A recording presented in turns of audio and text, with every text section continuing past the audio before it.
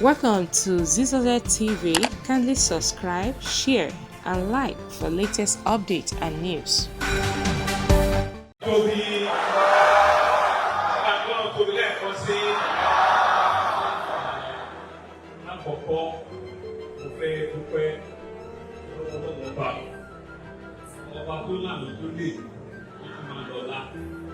Ọba tó jẹ́ pé ó lè ṣe fún gbogbo wa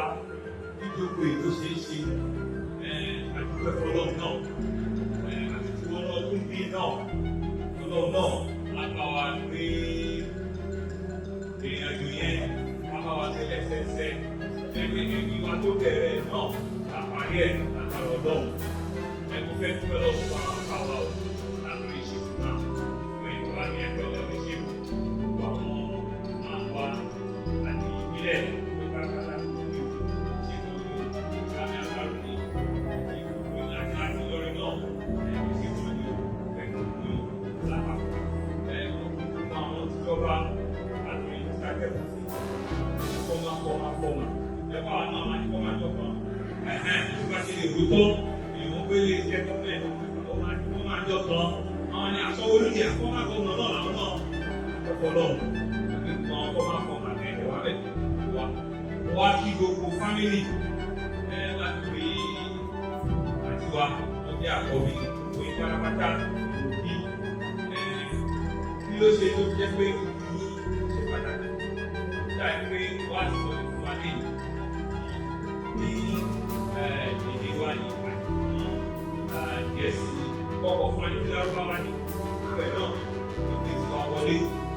ẹ̀dẹ̀ ìgbé àti ní ìfọ̀kọ̀kọ̀ ìdájú bẹ́ẹ̀ wọ́n máa ń ṣe wá nìkan ṣe kúrò báwa táwa láyé káwa lè fẹ́ kó káwa lè fẹ́ ìlà ìtẹ́lẹ̀ báwa táwa láyé ni o ṣàkóso ẹ̀ ti sọ ipò àti ìhà tí bàbá kò sí mọ́ àtúnà fíìsì àgbàgbà nìkan sẹ́yìn òbí o tó bá pèlè ìyàtọ̀ òpè òun fi jáde àyè wọ́n á sọ fún ìdíkòṣe tó dáadáa ìdíkòṣe wọ́n máa ń yìn ní àṣọ tó ètò àṣọ kíkọ́ èdè kan lé wọ́n tó bá jẹ́ sùúrù wà á fi ṣe sùúrù nínú ẹ̀ náà ní bàbá wa nìyẹn ṣùgbọ́n ọlọ́run fún wọn ní ẹ̀mí gígùn àti àlàáfíà nítorí gbọ́dọ̀ ló padà ṣe 100 wọn bàbá sọ̀rọ̀ Christian clear wọ́n ìwà bá mi lẹ́yìn ìgbà yẹn àdètúpẹ́ lọ́wọ́ ọlọ́run pé gbogbo wa náà lágbẹ̀yìn wọn èyí náà tó wá fi sílẹ̀ ní ìdàlú títí máa ẹgbẹ́ tó dàlú bàbá títọ́ gbogbo wa bàbá títọ́ gbogbo yìí ẹ̀wà múlé náà dúró mẹ́sìn náà dúró bàbá máa fọ́ ẹ̀ ẹ̀yìn ẹ̀ máa ń sáyìn gbogbo ẹ̀ dúró ẹ̀rọ máa dẹ̀ fún wọn ṣe ọlẹ́ ẹ̀ máa ń sáyìn gbogbo ẹ̀ ẹ̀rọ máa ń fún wọn ṣe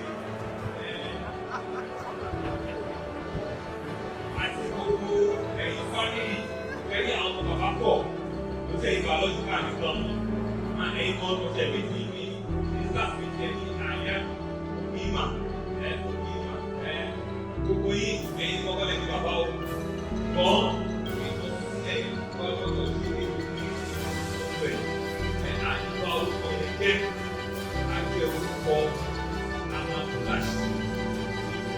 ìwọ̀n àgbàdà ilẹ̀ pé gbogbo wọn gbogbo ìgbòho ìgbé àlọ́ láti ayé àdúrà tó ní kókó pé báwọn ti ṣe tó dá yìí. Àlàáfíà wọn fi fún wa pírẹsidẹ́ntì wa náà kúrò pé ọ̀la lẹ́yìn òun náà á ṣiṣẹ́ gẹ́gẹ́ ìsìn máa ń nífẹ̀ẹ́ wọn wọ́n á lè ṣe dáadáa fún wa gbogbo tó lè díẹ̀ wọn náà bá wa jẹ́ kúrò kúrò wa wọn náà lè kúrò fún wa ìwé kó ní dàrú ẹgbẹ́ ọ̀hún bàjẹ́ o lórí ẹ̀ ní gbogbo wa pátápátá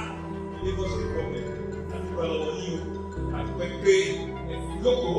yẹ bàbá sí ẹ̀fí ṣe ní yìí náà alùpùpù wa ní àjọṣọ alùpùpù àwọn náà gbọ́n lẹ́yìn o ẹ̀ẹ́dẹ́gbọ́n lẹ́yìn náà àti ṣe tó bá ṣiṣẹ́ o àti ṣe tó bá ṣiṣẹ́ tó bá máa gbé láti ṣe kọ́ ọlọ́run fún ọ lórí ọ̀fẹ́ yẹn nínú ọ̀nà àti ẹ̀ṣẹ̀ kan. Well, and my Bismillah. Ẹ̀rọ àkọ́kọ́ ọlọ́run tó bí o. Bàbá aṣọ ọjà gbogbo ìlú Èkó. Wọ́n ní ká tẹ́wọ́ àdúrà fún gómìnà àti dẹ́kùtì wọn. Ọlọ́run kó dákun jọ, ó má padà lẹ́yìn wọn. Ó jẹ́ kó ṣàṣeyọrí. Gbogbo wa jẹ́ ká tẹ́wọ́ fátíà fún wọn. Gómìnà ṣe káwọn ọ̀yà wọn lọ́wọ́. Alifátíà. Bismillahirrahmanirrahim.